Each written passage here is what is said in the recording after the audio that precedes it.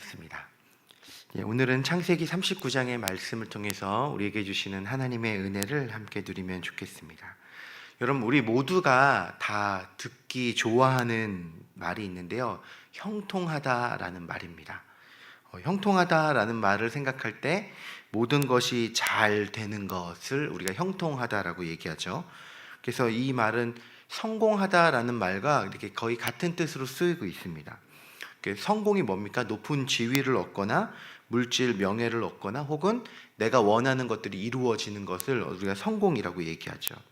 그래서 이 형통하다라는 말은 성공하다라는 말과 거의 이제 비슷하고, 우리도 다 형통하기를 원하고 성공하기를 원하고 있습니다. 그런데 성경에서 말하고 있는 형통하다, 형통함은 세상에서 생각하는 형통함과 그 의미가 사실 다르게 적용하고 있습니다. 이를 잘 설명해 주는 본문이 오늘 창세기 39장의 내용인데요. 오늘 창세기 39장 본문을 보면은 형통한 자가 소개됩니다. 그 사람이 누구냐면 요셉이죠. 2절 앞부분 볼까요? 여호와께서 요셉과 함께 하심으로 그가 형통한 자가 되어, 요셉이 형통한 자가 되었다라고 이야기를 하고 있습니다. 근데 이 요셉을 우리가 일반적으로 이해하는 형통의 뜻과 요셉을 딱 부딪혀 보면은 사실 뭔가 잘 맞지 않는, 자연스럽지 않은 부분을 볼 수가 있습니다. 만약에 요셉이 30살에 애굽의 총리가 됐을 때 형통했다 그러면 말이 되죠. 이해가 됩니다. 정말 젊은 나이에 성공했구나, 이해가 되는데, 여러분, 지금 요셉의 신분이 무엇입니까? 지금 요셉의 신분은 노예입니다. 더군다나 어떻게 노예가 되었습니까?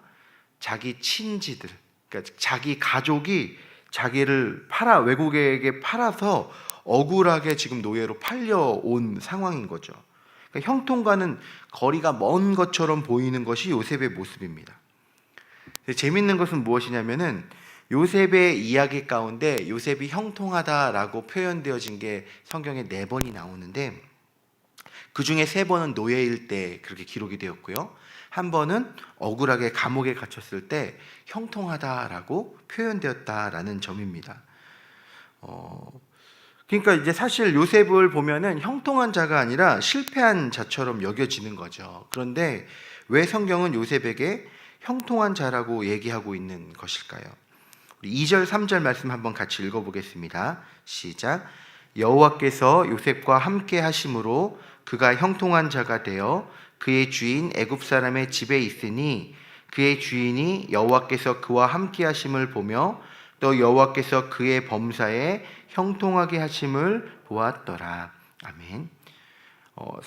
성경에서 요셉이 형통하다라고 말하는 근거가 있는데, 그 형통하다라고 말하는 것과 함께 늘 쓰이는 표현이 무엇이냐면 여호와께서 그와 함께 하심으로 형통한 자가 되었다라고 표현하고 있습니다.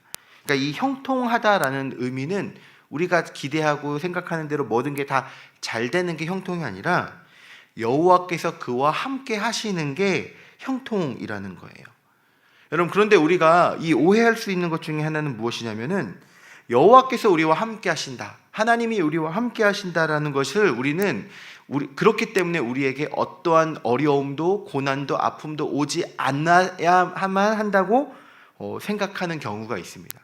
근데 실제로 그렇지 않다라는 거죠. 여호와께서 함께 하심에도 불구하고요, 수많은 어려움들을 만나게 될 수 있습니다. 요셉의 경우를 보면은 하나님이 요셉과 함께 하심에도 불구하고 형제들에게 시기를 받게 될 수 있고, 외국의 노예로 팔리게 될 수 있고, 또 열심히 사서 가정 총무가 됐음에도 불구하고 억울하게 누명을 써서 감옥에 갈 수도 있게 되는 거예요. 다시 말하면 하나님이 함께 하셔도 우리의 인생에 원치 않는 고난과 어려움들이 찾아오게 될 수 있다라는 것입니다. 여러분, 그렇다면 그 고난 속에서, 그 어려움 속에서 하나님이 함께하고 계시다라는 것이 우리에게 어떤 소용이 있을까요? 크게 2가지로 그 의미를 살펴보는데, 첫 번째는 뭐냐면 여호와께서 함께 하시기 때문에 고난 속에서도 하나님이 때를 따라 돕는 은혜를 베푸시고 도우신다라는 거예요. 2절에 보면은 여호와께서 요셉과 함께 하심으로 그가 형통한 자가 되어서 어떻게 됐습니까? 그의 주인 애굽 사람의 집에 있으니 라고 표현되어 있어요. 여러분, 노예로 팔려온 요셉이 형통한 자가 되었는데 그의 주인 애굽 사람의 집에 있었다. 이것이 어떤 의미냐면 당시에는요, 노예가 있을 수 있는 곳이 사실 되게 많았습니다. 집 밖에 나가서 하루 종일 노동만 하는 노예도 있었고요, 다른 어떤 일을 하는 노예도 있었고요, 가정에서 이렇게 시중을 두는 노예도 있었고요, 다양한 형태의 노예가 있는 거죠. 그런데 요셉이 집 안에 있게 된 것 자체가 하나님의 은혜였다라는 거예요. 집 안에 있음으로 그가 성실하고 정직하게 일하는 것이 보디발의 눈에 띄게 됐고요, 그로 인해서 인정을 받아서 가정 총무가 되고 또한 그 속에서 모든 것들을 위임받을 수 있게 되었다라는 거죠. 그러니까 하나님께서 그 환경과 상황을 허락해 주셨기 때문에 요셉이 그 가운데 그래도 더 나은 형편을 영위할 수 있었다라는 것이죠. 3절에 보시면 이렇게 얘기하고 있어요. 그의 주인이 여호와께서 그와 함께 하심을 보며 여호와께서 그의 범사에 형통하게 하심을 보았더라. 주인이 요셉을 보면서 저 사람에게 진짜 하나님이 함께 하시는구나가 인정할 수밖에 없는 그런 모습이 나타나게 됐다라는 거죠. 그래서 나중에 보면 보디발도 하나님을 압니다. 요셉이 하나님을 고백하였기에 주인도 요셉이 왜 형통한 사람인지 알게 됐다는 거죠. 그리고 고난 속에 있지만 하나님이 함께 하시면 어떤 일이 벌어집니까? 그로 인해서 요셉이 낙담하지 않고 새 삶을 살아갈 수 있는 근거가 마련되었죠. 여러분, 한번 상상해 보십시오. 요셉이 지금 17살의 나이입니다. 어린 나이에 형들에게 팔려서 외국에 노예로 왔어요. 여러분, 요셉이 얼마나 놀랐을까요? 그 전에 요셉은요, 고생 한 번 안 한 사람이었어요. 손에 물 한 방울 안 묻혀본 사람이었습니다. 형들이 다 나가서 양치고 일할 때 요셉은 뭐 했어요? 채색옷 입고 아빠 앞에서 이렇게 쉬고 놀고 있던 사람이에요. 그러니까 고생 안 해본 사람입니다. 그런데 갑작스럽게 억울하게, 그것도 내가 믿고 신뢰하는 형제들에 의해서 팔려서 외국의 노예가 됐다는 거죠. 말이 통하겠습니까? 아니 뭐 이렇게 원만하게 자기가 원하는 대로 할 수 있는 상황도 아니에요.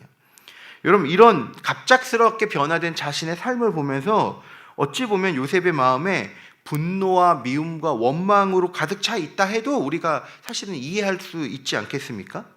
그런데 요셉을 보면은 그 마음이 무너지지 않습니다. 억울한 일을 당함에도 무너지지 않아요. 심지어는 가정 총무로 있다가 보디발의 아내를 통해서 억울하게 옥살이를 하게 되었을 때도 그때도 원망과 불평을 하지 않고 그 상황을 담담하게 받아들일 수 있게 되었습니다. 그 이유가 무엇입니까? 여호와께서 그와 함께 계시기 때문에 자기와 동행하시는 하나님과 소통하면서 자신의 삶에 닥쳐오는 고난과 어려움이 하나님 앞에서 어떤 의미인지를 깨닫고 알고 있었기 때문에 그 상황 자체에 낭망하고 무너지지 않게 되었다라는 거죠.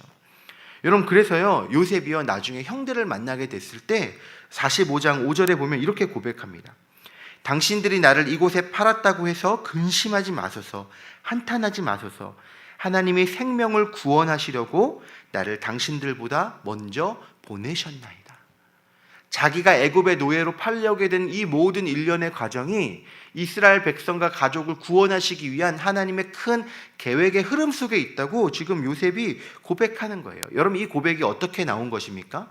매일매일 고난 속에서 슬프고 힘들고 어려움이 있을 때마다 하나님께 기도하고 하나님이 함께 계시면 위로해 주심을 듣고 그것이 어떤 의미인지를 하나님으로부터 매일매일 듣기 때문에 상황을 다르게 해석할 수 있는 힘을 갖게 되었다라는 것이죠. 여러분, 그래서요, 성경이 말하고 있는 형통은요, 세상에서 말하는 성공을 의미하는 것이 아닙니다. 하나님께서 그와 동행하시는 것이 형통함이라는 거죠. 하나님이 함께 하셔도 그 인생에 고난과 어려움이 찾아올 수는 있습니다. 그렇지만 그 고난과 어려움에서도 하나님이 함께 하시기 때문에 하나님께서 은혜도 베풀어 주시고요, 피할 길도 내주시고요, 그 고난을 잘 감당해서 더욱 아름답고 성숙한 인생이 될 수 있도록 하나님이 늘 인도해 주신다는 것입니다. 그것이 형통이라는 거예요. 여러분, 그래서 이 성경이 말하는 형통을 이미지로 가장 잘 보여주는 것이 바로 시편 1편에 나오는 시냇가에 심겨진 나무, 나무라는 이미지로 볼 수 있을 것 같습니다. 여러분, 이 시냇가 옆에 심겨진 나무는요, 가뭄이 와도 걱정이 없습니다. 왜냐하면 시냇가로부터 늘 공급받기 때문에 때를 따라 열매를 맺는 삶이 된다는 거죠. 우리 삶 속에서 하나님께서 동행하시면요, 비록 고난과 어려움이 찾아올 수는 있지만 그 고난과 어려움도 능히 감당해내고 매일의 삶 속에서 하나님으로부터 공급받으면서 하나님으로부터 열매 맺는 인생이 될 수 있다라는 것입니다. 사랑하는 성도 여러분, 우리의 삶 속에서도 이러한 형통함의 은혜가 넘치시기를 소망합니다. 30살의 젊은 나이에 애굽의 총리가 되었을 때 요셉이 형통하다는 말을 듣지 않았죠. 가장 힘들고 어려운 그때, 노예로 팔리고 감옥에 갇혔을 때 형통하다고 말을 들었습니다. 현재 나의 삶에 아무것도 없는 것 같아도 하나님이 나와 함께 하시면 그 사람은 형통한 사람이 되는 것입니다. 반면에 모든 것을 다 가졌지만 하나님이 그와 동행하지 않으시면은 그 사람은 사실 아무것도 갖지 못한 자라는 거예요. 여러분, 그런데 하나님은요, 오늘 우리에게 약속하셨어요. 내가 늘 너희와 함께 하겠다. 내가 너를 지키고 보호하겠다. 내가 너를 결코 버리지 않겠다라고 하나님 우리에게 약속하셨습니다. 그렇기 때문에 예수 그리스도를 믿는 모든 자는 곧 형통한 자인 거예요. 하나님이 우리와 함께 계셔서 우리 안에 거하시고 우리와 늘 동행하시면서 때를 따라 돕는 은혜를 베푸시고 오늘도 우리의 삶을 인도하고 계십니다. 하나님이 우리 안에 내주하고 계세요. 그래서 우리는 어떤 자입니까? 형통한 자입니다.